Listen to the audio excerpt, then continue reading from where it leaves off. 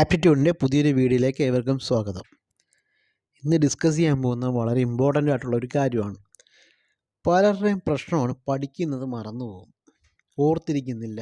ഇതൊക്കെയാണ് പ്രശ്നങ്ങൾ. എത്ര പഠിച്ചിട്ടും തലയിൽ നിൽക്കുന്നില്ല. എന്താണ് അതിന് കാരണം?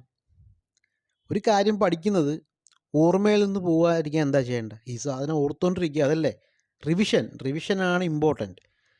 ഒരു ദിവസം ചിലരൊക്കെ പറയുന്നേക്കാം 10-12 മണിക്കൂർ ഞങ്ങൾ പഠിച്ചെന്ന്. എത്ര നേരം പഠിച്ചു എന്നല്ല കാര്യം, അതെങ്ങനെ പഠിച്ചു, അതെങ്ങനെ ഏത് രീതിയിൽ നമ്മുടെ ബ്രെയിനിൽ ഫിക്സ് ചെയ്യുന്ന രീതിയിൽ പഠിച്ചു, ഇതിലാണ് കാര്യം. നന്നായിട്ട് റിവിഷൻ ചെയ്തില്ലെങ്കിൽ വെള്ളത്തിൽ വരയ്ക്കുന്ന വര പോലാണ് നിങ്ങൾ പഠിച്ചതെല്ലാം. അത് ഉറപ്പായിട്ടും ഞാൻ പറയാം. ഇന്ന് ചില കുട്ടികൾ ഒരു ടോപ്പിക്ക് കഷ്ടപ്പെട്ടിരുന്ന് പഠിച്ചിട്ട് പിന്നെ ആ ടോപ്പിക്ക് നോക്കത്തേ ഇല്ല. ഒരു കുറേ നാൾ കഴിഞ്ഞെടുക്കുമ്പോൾ പിന്നെ ആദ്യം പഠിക്കുന്ന പോലെ തന്നെയാണ്. അങ്ങനെ ഒരിക്കലും ചെയ്യരുത്. നിങ്ങൾ പഠിക്കുന്നതെല്ലാം നന്നായിട്ട് തന്നെ റിവിഷൻ ചെയ്യണം. കാരണം ഒരു PSC എക്സാം വിളിച്ച് നോട്ടിഫിക്കേഷൻ വന്ന് ഈ സമയത്തിനുള്ളിൽ നിങ്ങൾ ഒരുപാട് കാര്യങ്ങളാണ് പഠിച്ച് തലയിലോട്ടടിച്ച് കയറ്റുന്നത്. ഇത് പഠിക്കുന്ന കാര്യങ്ങൾ വൃത്തിയായി പഠിക്കുക എന്നുള്ളതാണ് ഏറ്റവും നന്നായിട്ട് ചെയ്യേണ്ടത്. പഠിക്കുന്ന മറന്നു പഠിക്കാൻ ഞാൻ നിങ്ങളുടെ ട്രിക്സ് പറയാം, അതിൽ നിങ്ങൾക്ക് സ്വീകാര്യമായത് എടുക്കാം. ഇത് കണ്ടോ, 13721 മെമ്മറി ട്രിക്ക്. ഇതെന്ന് പറയുന്നത് റിവിഷൻ്റെ ഒരു ട്രിക്കാണ്. റിവിഷൻ മെത്തേഡാണ്, ട്രിക്കല്ല മെത്തേഡാണ്. അതായത് നിങ്ങൾ ഇന്ന് എന്ത് പഠിച്ചോ, ഇന്ന് പഠിക്കുന്ന കാര്യങ്ങൾ പിറ്റേ ദിവസം നിങ്ങളെ അടുത്തുനിന്ന് ഓടിച്ച് നോക്കണം, റിവിഷൻ ചെയ്യണം. കാരണം ഇന്ന് നിങ്ങൾ 2 മണിക്കൂറോട് പഠിക്കുന്ന കാര്യം നാളെ എടുത്ത് നോക്കാൻ അത്രയും നേരം വേണ്ട. ആ ഒരു ടോപ്പിക്ക് 3 ദിവസം കഴിഞ്ഞ് ആ ടോപ്പിക്ക് തന്നെ നിങ്ങൾ നോക്കണം. ഈ 3 ദിവസം കഴിഞ്ഞ് പഠിച്ച ആ ടോപ്പിക്ക് 7 ദിവസം കഴിഞ്ഞ് പിന്നെ എടുത്ത് നോക്കണം. 7 ദിവസം കഴിഞ്ഞ ടോപ്പിക്ക് 21 ഡേയ്സ് കഴിഞ്ഞ് പിന്നെ നോക്കണം. ഇങ്ങനെ ചെയ്യുന്നത് വളരെ നല്ലതാണ്. ഇത് കൂടാതെ കുറേ പേര് ചെയ്യുന്ന ഒരു ടെക്നിക്കും കൂടെ ഞാൻ പറയാം. കുറച്ചും കൂടെ നല്ലത് ആ മെത്തേഡാണെന്നാണ് എനിക്ക് തോന്നുന്നത്. നിങ്ങൾ ഇന്ന് പഠിക്കുന്ന കാര്യം നാളെ പഠിച്ചിട്ട് 7 ദിവസം കഴിഞ്ഞ് ഈ ടോപ്പിക്ക് പിന്നെയും പഠിക്കുക. എങ്ങനെ? ഇന്ന് പഠിക്കുന്ന കാര്യം നാളെ പഠിക്കുക, അത് കഴിഞ്ഞ് 7 ദിവസം കഴിഞ്ഞ് ഈ ടോപ്പിക്ക് പഠിക്കുക, പിന്നെ 1 മാസം കഴിഞ്ഞ് ഈ ടോപ്പിക്ക് റിവിഷൻ ചെയ്യുക. 1 മാസം കഴിഞ്ഞ് റിവിഷൻ ചെയ്ത ഈ ടോപ്പിക്ക് 6 മാസങ്ങൾക്ക് ശേഷം വീണ്ടും എടുത്ത് റിവിഷൻ ചെയ്യുക. ഇങ്ങനെയും പഠിക്കാം. 6 മാസം കഴിഞ്ഞ് പിന്നെ 1 ഇയർ അങ്ങനെ പോകും. PSC എക്സാം അല്ലേ, ചിലപ്പം നോട്ടിഫിക്കേഷൻ എപ്പോഴാണ് വരുന്നത് നമുക്കറിയത്തില്ല. ഇനി പഠിക്കുന്നതിന് ചില ടെക്നിക്കുണ്ട്. ഒരിക്കലും മറക്കാത്ത രീതി നമുക്ക് പല രീതിയിൽ പഠിക്കാം. ഒന്ന്, നിങ്ങൾക്ക് കഥയുടെ രൂപത്തിൽ പഠിക്കാം, അല്ലെങ്കിൽ പാട്ടിൻ്റെ രൂപത്തിൽ പഠിക്കാം. പിന്നെ വലിയ ടോപ്പിക്കാണെങ്കിൽ അത് സ്പ്ലിറ്റ് ചെയ്ത് ചെറിയ ടോപ്പിക്കായിട്ട് പഠിക്കുക. അതും അല്ലെങ്കിൽ നിമോണിക്സ് മെത്തേഡ്, അക്രോണിം, അങ്ങനത്തെ ഒരുപാട് മെത്തേഡുണ്ട്. കുറച്ച് എക്സാമ്പിൾ ഞാൻ പറയാം. പ്ലാനറ്റുകൾ ഓർത്തിരിക്കാൻ ഈ രീതിയിൽ കുട്ടികൾ പഠിക്കുന്ന കണ്ടില്ലേ? My very educated mother just served us noodles. അതിൽ ആ MEVEMJSUN അത് ഓരോന്നിൻ്റെ പ്ലാനറ്റിൻ്റെ പേരാണ്. അതിന് വേണ്ടിയിട്ട് ചെയ്യുന്നതാണ്. Mercury, Venus, Earth, Mars, Jupiter, Saturn, Uranus, Neptune. നമ്മുടെ ബ്രെയിനിൽ ഫിക്സ് ചെയ്യാൻ പറ്റുന്ന ഏത് മെത്തേഡും നമ്മൾ സ്വീകരിക്കണം.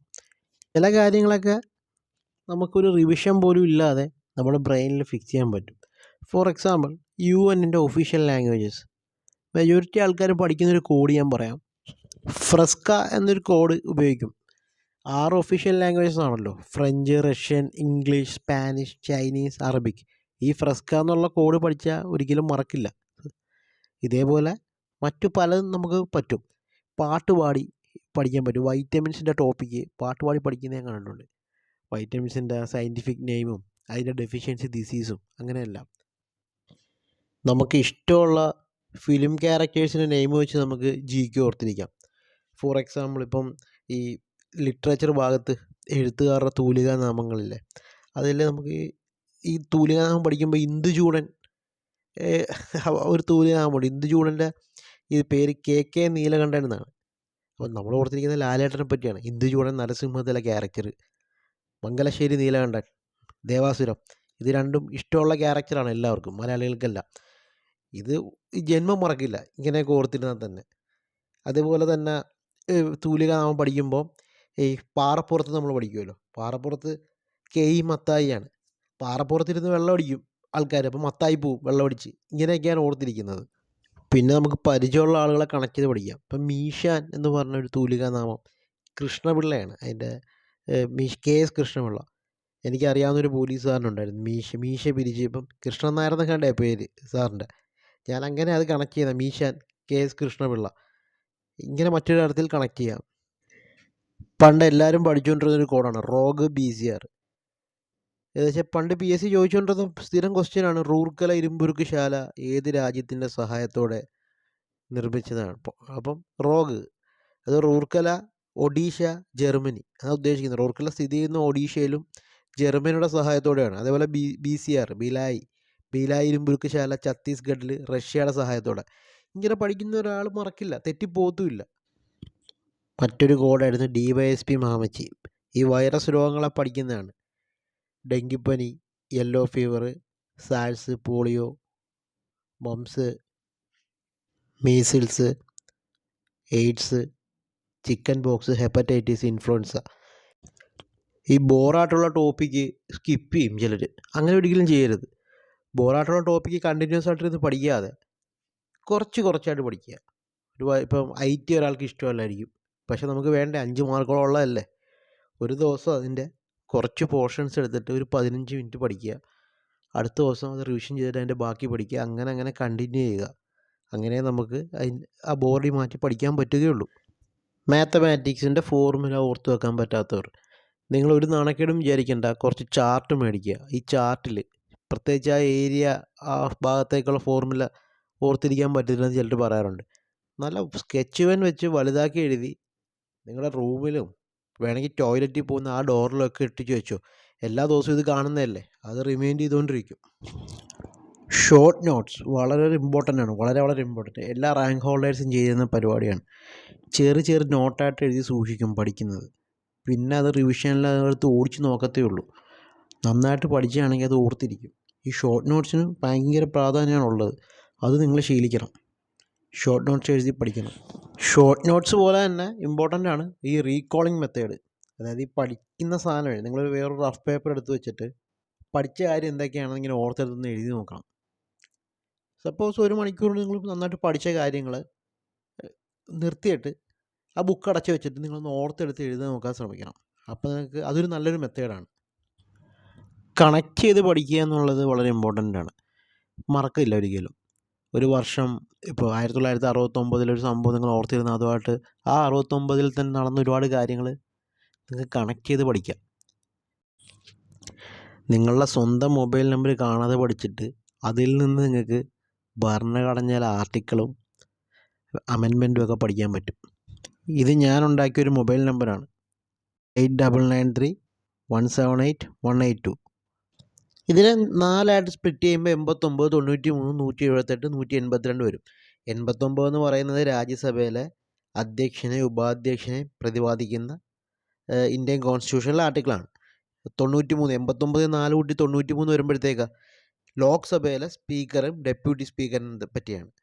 പിന്നെ ആദ്യം നമ്മൾ സ്പ്ലിറ്റ് ചെയ്ത 89ൻ്റെ ഇരട്ടിയാണ് 178. 178 എന്ന് പറയുന്നത് സംസ്ഥാന നിയമസഭയിലെ സ്പീക്കറെയും ഡെപ്യൂട്ടി സ്പീക്കറിനെയും സംബന്ധിക്കുന്ന ആർട്ടിക്കിളാണ്. അതേപോലെ തന്നെയാണ് അതിനുള്ള 4 കൂട്ടി 182 വരുമ്പം ലെജിസ്ലേറ്റീവ് കൗൺസിൽ, അതായത് സമിതിയുണ്ട്, എല്ലാ സംസ്ഥാനങ്ങളിലും ഇല്ല, അതിൻ്റെ അധ്യക്ഷനും ഉപാധ്യക്ഷനും 182. ഇത് ഇങ്ങനൊരു ഫോൺ നമ്പർ ക്രിയേറ്റ് ചെയ്ത് പഠിച്ചതാണ്. അപ്പം നമ്മളിങ്ങനെ ലെജിസ്ലേറ്റീവ് കൗൺസിലിൻ്റെ കാര്യം വരുമ്പോൾ നമ്മൾ ഓർക്കുകയോ നമ്മുടെ സംസ്ഥാനത്തില്ലല്ലോ ലെജിസ്ലേറ്റീവ് കൗൺസിൽ. അപ്പം ഈ ലെജിസ്ലേറ്റീവ് കൗൺസിൽ ഉള്ള സംസ്ഥാനങ്ങൾ ഏതൊക്കെയാണെന്ന് നമ്മൾ തപ്പും.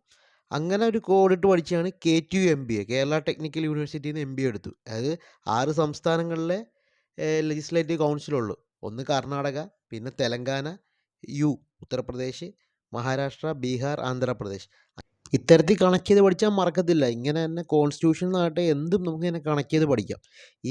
ഇത് മാത്രമല്ല, നമ്മുടെ സ്ട്രെസ് റെഡ്യൂസ് ചെയ്യുന്നതും മെൻ്റൽ എക്സസൈസും ഇതെല്ലാം നമ്മുടെ മെമ്മറിയുടെ ഒരു ബൂസ്റ്റിങ്ങിന് ഉപകാരമെന്നാണ് എക്സ്പേർട്സൊക്കെ പറയുന്നത്.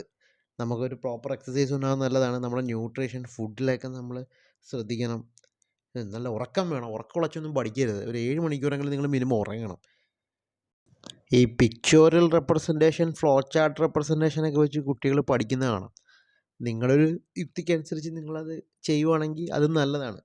എപ്പോഴും ഓർത്തിരിക്കാനൊക്കെ ഓരോ ഫിഗറൊക്കെ വരച്ച് GK ഒക്കെ ചെയ്യാമല്ലോ. പിന്നെ ഒരു വർഷം തന്നെ എഴുതി പല ആംഗിളിൽ വരച്ചിട്ട് പല സംഭവങ്ങൾ ഒരു ചാർട്ടിൽ, അതൊക്കെ എപ്പോഴും ഓർത്തിരിക്കാൻ നല്ലതാണ്. ഈ പറഞ്ഞ റീകോൾ റിവിഷൻ അതൊക്കെ ഒന്ന് ഓർത്തിരിക്കുക, ഭയങ്കര ഇമ്പോർട്ടൻ്റ് ആയിട്ടുള്ള കാര്യങ്ങളാണ്.